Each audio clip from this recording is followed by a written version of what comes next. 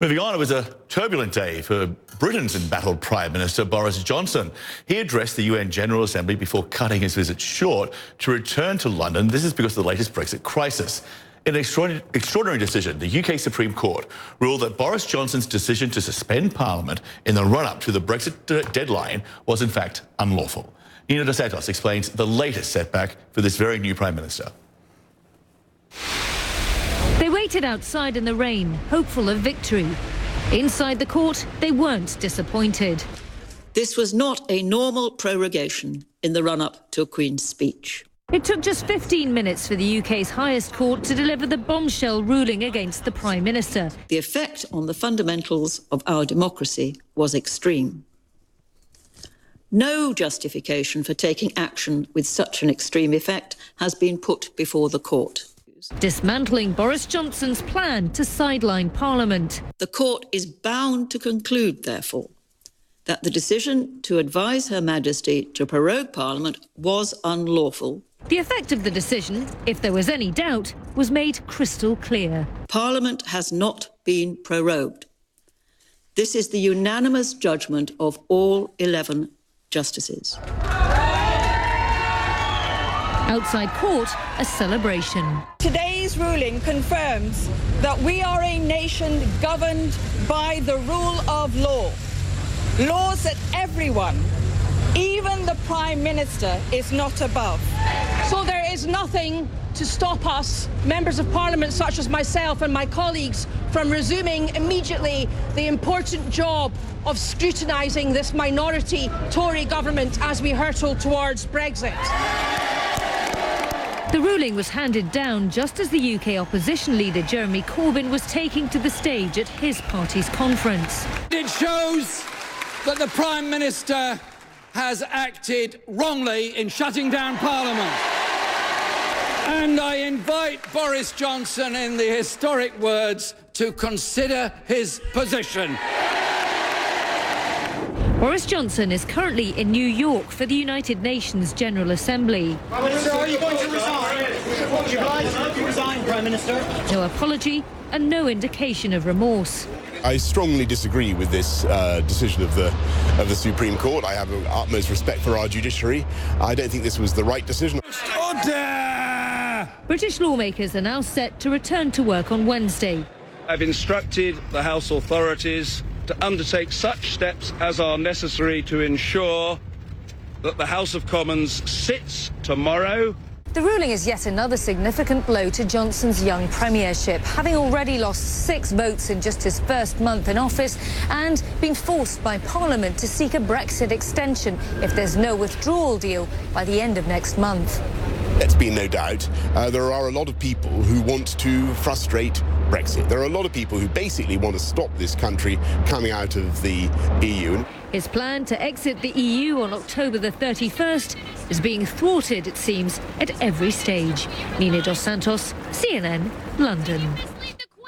CNN's European Affairs commentator Dominic Thomas joins us now from Los Angeles. Dominic, good to have you back.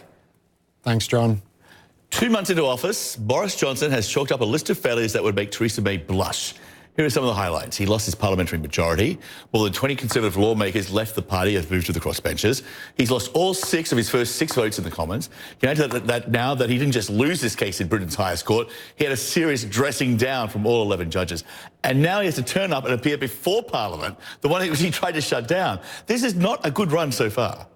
No, it certainly is not. Yet he still is the Prime Minister. If these were normal times, a vote of no confidence would have easily passed in the Commons, and the Prime Minister would have been removed, or the opposition would have called a general election. I think what you see here is a government that has lost its majority, and the opposition that has been standing by for the past 3 years, watching the Conservatives try and deal with this big Brexit issue, which is defining British politics, absolutely incapable of doing so. They're in control, and they're very, very carefully now making sure that they achieve certain, guidelines and points and get those through Parliament before this reckless Prime Minister. And in some ways, this is, you see them now taking control again in there. Well, we know that, Johnson moved into Downing Street 63 days ago, has to survive another 56 days. Otherwise, he'll endure the indignity of being the country's shortest-serving Prime Minister. Johnson and his aides, as you say, they're planning on just pushing through regardless. But given that stellar record of failure, will the rest of the party stick with him? Well, I mean, look, John, this is the third Prime Minister, right, since David Cameron stepped away, Theresa May just since Brexit.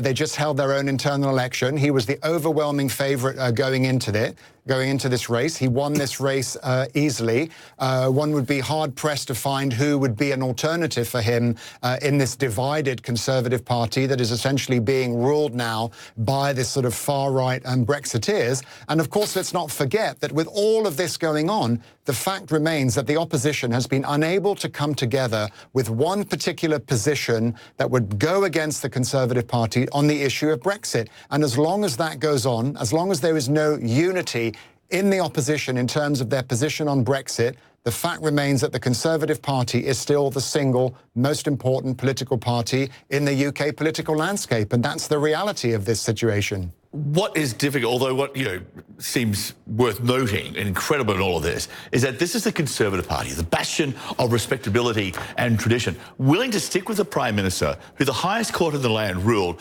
essentially misled the monarch and unlawfully shut down Parliament. A move described by Britain's most senior judges as an assault on democracy, but it should be good. Right. Well, look, John, are you talking about the Conservative Party or are you talking about the Republican Party in the United States? Either one.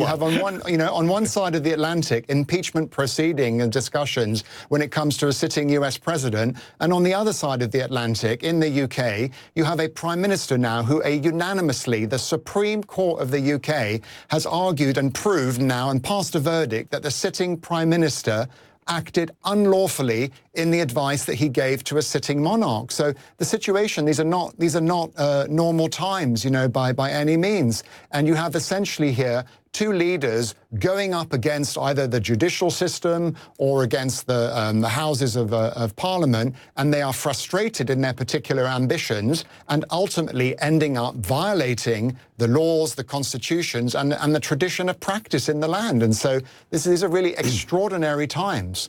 And we could add to that, this decision by the High Court, how significant is it that this court actually decided to get involved in such a major way in a political controversy when in the past it seems it's done everything to avoid that kind of situation? Right. I think that really the most compelling aspect of this particular verdict is that it absolutely unambiguously sends power back to Parliament. It is essentially saying that it is the Parliament elected by the people that are unambiguously in charge of this particular situation. And they should be able to sit, they should be able to debate, they should be able to legislate. And if the Conservative Party or their leader are not satisfied with that, then they should step away from power and there should be a general election, which is, of course, what Boris Johnson is ultimately pushing for. And so this verdict is extremely important in reaffirming the power and the importance of Parliament to the British political system. Dominic, good to have you with us. Appreciate it. Thank you. Great. Thanks, John.